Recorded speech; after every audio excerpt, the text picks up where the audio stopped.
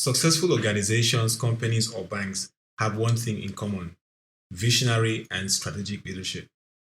For Access Bank, its transformation over a decade into a first tier financial institution has been actualized through the dispensational leadership of Mr. Aigboje, Aig-Imoukhuede, Group Managing Director stroke CEO. In this special session, he speaks on change and sustainable leadership. Ike, part of leadership is convincing your team. When you're down there at number 70 within 100 banks, and you tell your team, within 5 years we're going to be in the top 10, how do you convince them? How do you sell that story? How do you attract the talent that you have brought to the bank? By the way, I spent about 3 or 4 hours yesterday in the bank talking to some of your executives. So how do you attract that talent? I think first of all, when we speak to stories of leadership, individuals and so on, and what I want this conversation to be about is just the practical reality of leading, if you like. Every leader is a child of their history and circumstances. There is something in the past of that person that influences how they think, how they act, and what they do. And hopefully, it could be an experience that has a transformational impact on them and others, and so on. I wonder what that experience was in Adolf Hitler's childhood. But more seriously, I remember when I went to secondary school, I went to school in the north, in Kaduna, Federal Government College, Kaduna. And in Federal Government College, Kaduna, we flew. I remember flying to school from Lagos.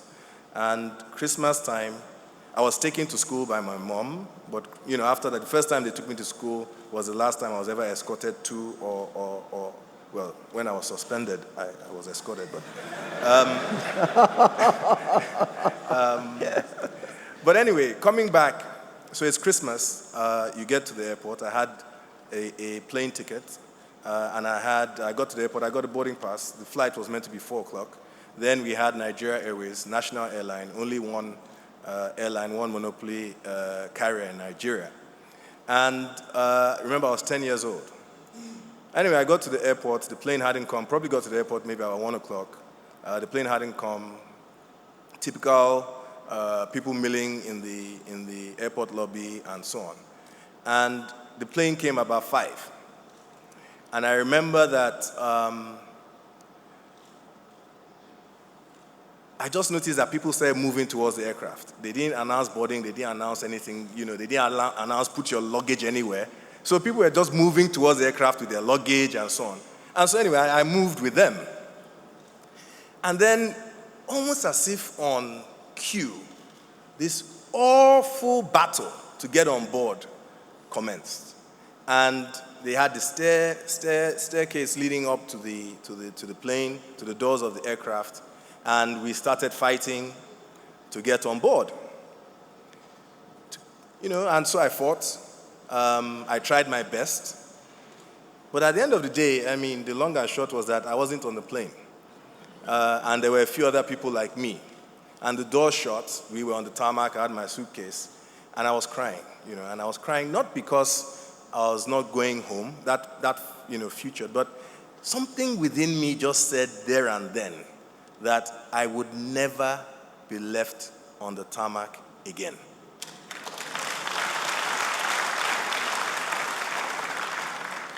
And so, my professional career, I worked at a bank with a brilliant boss. My CEO for the greater part of my banking career was a gentleman called Fola Adiola, who just spoke. Herbert worked there as well. The bank was doing well. I had a really good time, good career. And I was restless. I was very restless. I wasn't happy. And 2 things happened. I went to Harvard Business School for 3-4 months.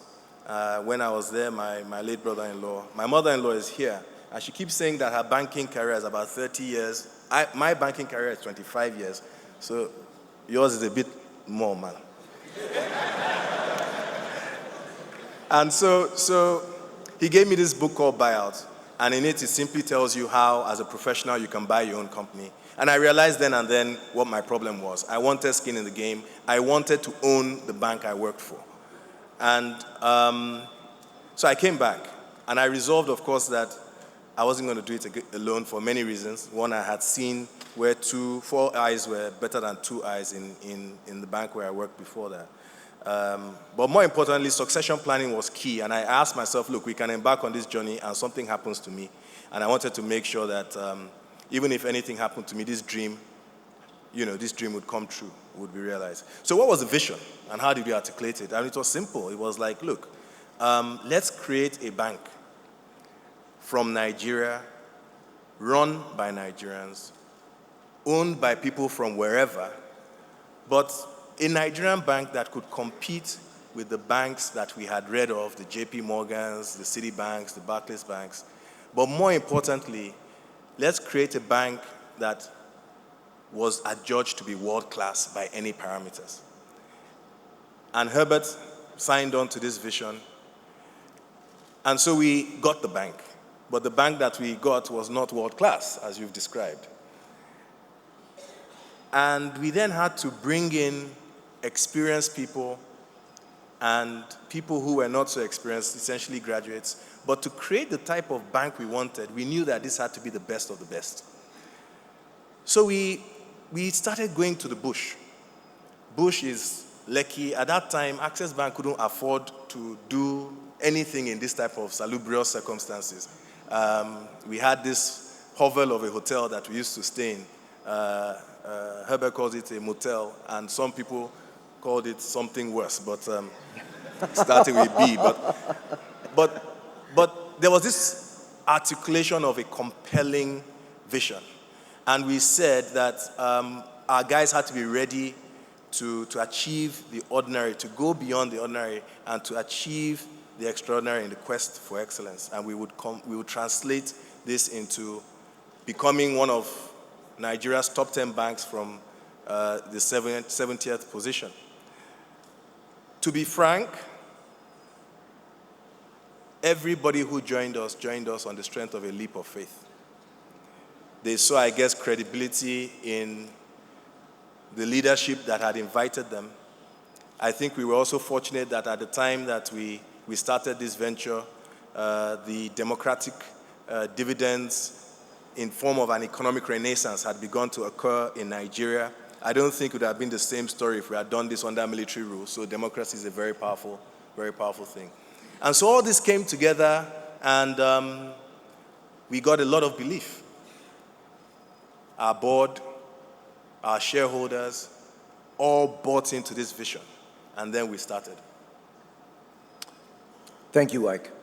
Well, it's a compelling story in terms of your team and certainly your shareholders. But one of your focuses has been not to look only at the value proposition and the bottom line for shareholders, but to expand that vision and look at your stakeholders.